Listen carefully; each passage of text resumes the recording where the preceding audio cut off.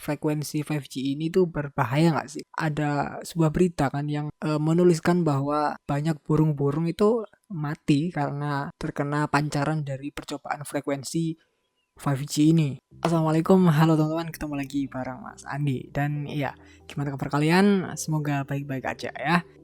Hari ini Mas Andi mau sharing dan bahas seputar 5G, ya 5G. Maaf ya kalau misalnya nanti videonya akan cukup panjang, tapi Mas Andi cobalah ya, supaya videonya singkat, jelas, dan padat, supaya mudah dipahami oleh teman-teman juga. Jadi ya, kalau misalnya Mas Andi sharing sesuatu itu bisa jadi 2 hari 2 malam dan nggak selesai-selesai. So ya, buat kalian yang sekarang lagi nontonnya di posisi nggak PW, silahkan pause dulu videonya. Cari posisi senyaman mungkin untuk kalian nonton. Kalau perlu sediain cemilan dan kopinya juga ya. Kita belajar bareng, menambah wawasan baru, dan juga update informasi-informasi terbaru seputar teknologi di channel ini. Oke, ngomongin tentang internet, tentunya nggak melulu tentang wifi dong ya. Banyak di antara kita yang memakai konektivitas 4G LTE tentunya. Ya karena sampai video ini Mas Andi buat, di Indonesia masih disupport dengan konektivitas 4G LTE, belum masuk ke 5G. Gimana, tertarik nggak kalau kita bahas 5G hari ini, oke? Nah, teman-teman sadar nggak bahwa banyak orang di luar sana atau bahkan di lingkungan kita sendiri itu sangat bergantung pada internet berkecepatan tinggi. Kita ambil contoh aja gini ya. Siapa di antara kalian yang nggak pernah buka Maps, YouTube, sosial media, ojek online, sampai ke toko online, entah si merah, si orange, hijau, si biru, dan lain sebagainya lah ya. Mas Andi nggak perlu sebutkan merek, kalian pasti udah lebih paham kalau soal toko online, khususnya kaum hawa nih ya. Kalau ada kaum hawa di sini yang belum pernah buka online shop, wah itu patut kita ragukan kehawaannya. Enggak, itu bercanda aja ya. Cuma sekilas intermezzo aja tentang seberapa penting sih internet berkecepatan tinggi untuk kehidupan sehari-hari kita sekarang. Ngomongin tentang 5G ya, gimana sih 5G ini ke depan gitu. Ya, 5G adalah istilah yang kita kenal sebagai generasi kelima dari perkembangan internet nirkabel atau tanpa kabel ya, penerus dari 4G LTE tentunya. Tapi tunggu dulu, sebelum kita masuk ke materi 5G-nya, kita coba flashback sebentar ke masa lalu ya, dimana perkembangan internet nirkabel ini dimulai dari yang pertama ya, sebut aja generasi pertama ya, atau 1G, 2G, 3G sampai ke 4G yang sekarang. Seberapa masif sih perbedaannya, juga seberapa besar sih improvement yang kita sebagai pengguna awam ini rasakan. Oke, nah ini Mas Andi ambilkan sumber dari Qualcomm-nya langsung ya. Dari generasi pertama atau first gen ya, atau kita sebut 1G lah ya, itu dimulai pada tahun 1980-an, dimana tahun ini mulai adanya komunikasi telepon seluler yang gampangnya bisa kita sebut leluhurnya HP lah ya. Ukuran HP waktu zaman itu kan masih gede-gede banget ya, apalagi ada antena-antena yang mencolok mata itu loh, tahu kan kalian? Sampai akhirnya berkembang ke generasi kedua itu pada tahun 90-an ya, dimana Qualcomm dikenalkannya digital voice atau CDMA. Ada juga komunikasi berbasis teks waktu itu ya, yang sampai sekarang kita kenal sebagai SMS. Sampai terus berkembang pada tahun 2000-an, dimana saat itu datang 3G ya, yang membawa berubah datangnya mobile data. Nah, di sini cikal bakal adanya BBM ya. Waktu itu kan booming banget ya BBM. Pelan-pelan berkembang sampai sarana internet yang mulai memadai dengan mulai bermunculnya atau dengan ditandai bermunculnya beragam platform media sosial dan juga sarana media chatting. Hingga akhirnya ya teman-teman, pada awal 2010 itu diperkenalkanlah generasi keempat atau yang biasa kita sebut sebagai 4G. Nah, 4G ini diresmikan sebagai penyempurna dari 3G yang diklaim itu punya kapabilitas dan kompleksitas lebih baik dibanding generasi sebelumnya. Dan ya memang betul, nyatanya semakin banyaknya pengguna 4G ya di seluruh dunia ini, semakin membuat pola kehidupan kita secara tidak langsung berubah. Ya, kita coba ambil satu contoh aja. Dengan perkembangan ini ya, dulunya orang yang maunya jualan ya kan harus membutuhkan modal yang cukup besar sebagai modal usahanya tentunya. Nah, semakin kesini ya kan, tanpa modal pun bisa menjadikan seseorang ini yang menginginkan dirinya sebagai seorang pedagang bisa melakukan transaksi penjualan. Gimana? Menarik ya? Ya semua ini sebenarnya didukung oleh perkembangan teknologi khususnya internet saat ini. Bahkan ya untuk berjualan ini cukup bermodalkan tekad dan kemauan aja udah cukup loh. Tanpa perlu harus mikir biaya sewa toko lagi ya kan. Terus biaya promosi juga kan waktu itu masih cukup susah ya, kita harus promosikan ke orang-orang, ke saudara, apalagi ke orang-orang yang jauh dengan kita, harus memasang iklan di koran lah segala macam itu kalau dulu ya. Nah sekarang semuanya bisa dilakukan via media sosial. Oke ya kan, itu tadi sekilas dari flashback kita ke generasi lama sebelum kita masuk ke generasi 5G. Nah dari sini aja udah bisa kita tarik kesimpulan kalau teknologi itu dibuat dan diciptakan juga untuk memudahkan workflow kehidupan manusia itu sendiri. Ya, ini baru contoh singkat aja ya tentang pola kehidupan kita yang sekarang tanpa kita sadari ya itu hampir semua aktivitas kita itu melibatkan diri kita dan juga internet, baik secara langsung maupun tidak langsung. Tapi semua benefit ini kan juga pastinya diikuti dengan beberapa hal negatif ya teman-teman. Karena ya semuanya kan berpasang-pasangan ya enggak.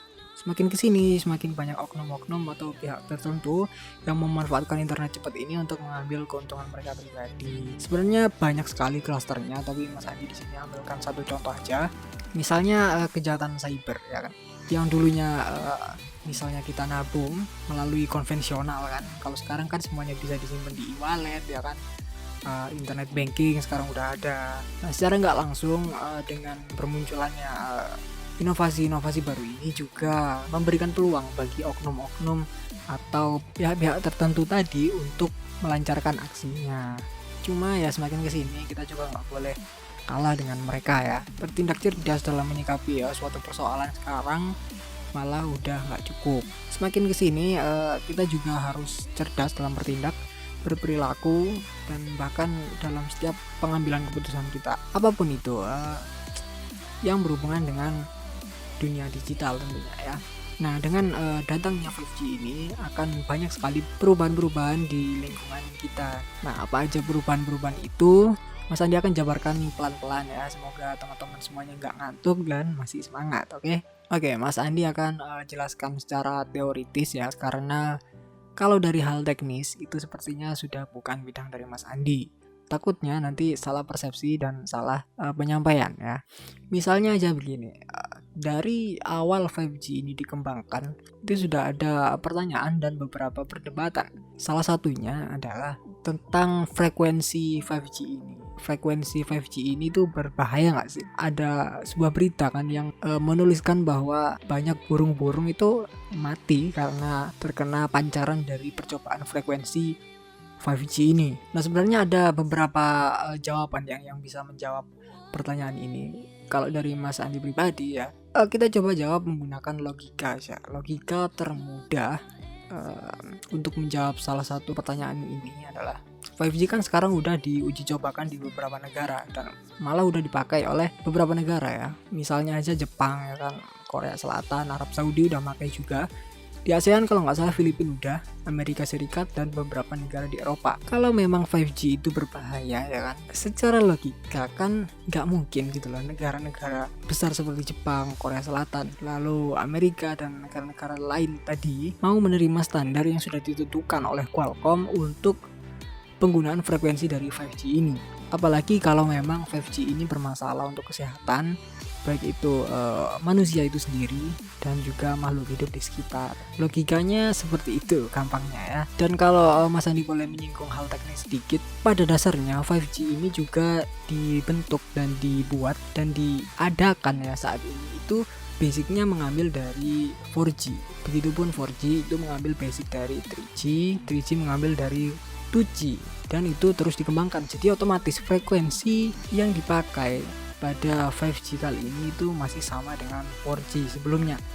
Ya kalau memang 4G saat ini kita gunakan masih oke-oke aja, nggak ada masalah, kenapa 5G jadi masalah? Nah sebenarnya 5G ini ada dua frekuensi teman-teman yang dipakai. dua macam frekuensi lah. Yang pertama itu sub-6 atau di bawah 6 GHz ya. Itu adalah frekuensi yang sebelumnya kita pakai juga di 4G. Yang berikutnya itu adalah frekuensi yang biasa orang-orang sebut millimeter wave. Nah, millimeter wave ini di atas 6 GHz dan kalau nggak salah tingkat kerapatannya itu lebih tinggi. Loh, kok nggak berbahaya? Kan itu lebih tinggi ya kan. Nah, sebenarnya frekuensi yang millimeter wave ini itu kalau nggak salah ya, aku pernah dengar itu frekuensi ini itu dipakai oleh kita sekarang di jaringan telekomunikasi. Sekarang dialihkan ke jaringan 5G.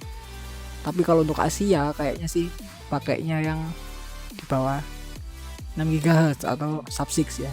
Nah, dari situ udah bisa kita lihat kalau secara teknis gampang-gampangnya aja lah ya, kita nggak perlu gak usah mikir jeru-jeru ibaratnya kan.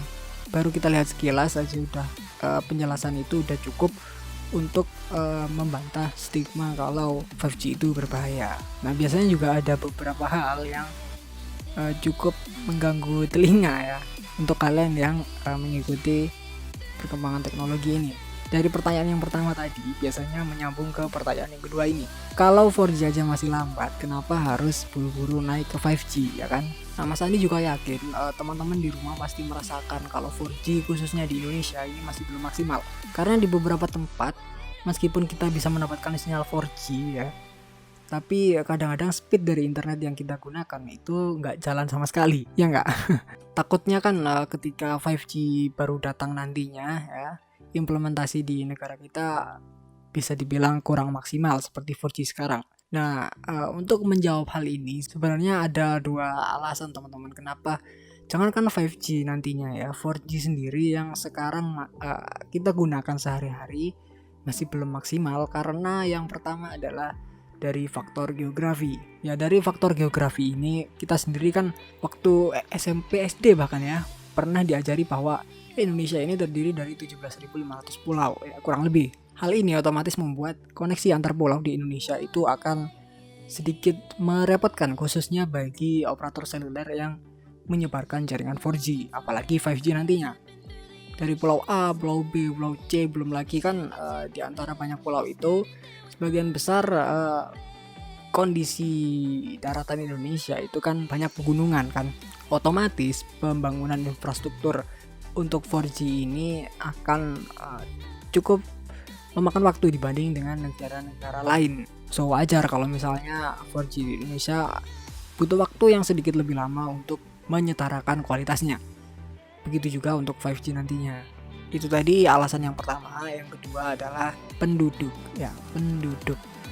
Ya, ingat bahwa Indonesia adalah negara dengan 5 besar penduduk terbanyak di dunia. Otomatis desentralisasi penduduk yang ada di Indonesia ini kebanyakan ada di Jawa ya sampai saat ini. Hal ini membuat dengan banyaknya orang yang berkumpul di satu tempat atau di satu case membuat operator seluler harus membagi antara bandwidth yang ditinggikan atau kualitas dari kapasitas jaringan itu sendiri ya. Karena sebenarnya pada dasarnya internet itu bisa disetting menjadi dua bagian teman-teman. Entah A itu operator seluler ingin membuat jaringan internet tersebut dapat diakses oleh banyak orang, atau B di mana B itu adalah operator seluler menginginkan bahwa di daerah tersebut speed dari internetnya sangat tinggi. Otomatis kalau speed internetnya sangat tinggi biasanya akan membatasi dari jumlah kapasitas user atau pengguna yang dapat terhubung ke jaringan tersebut.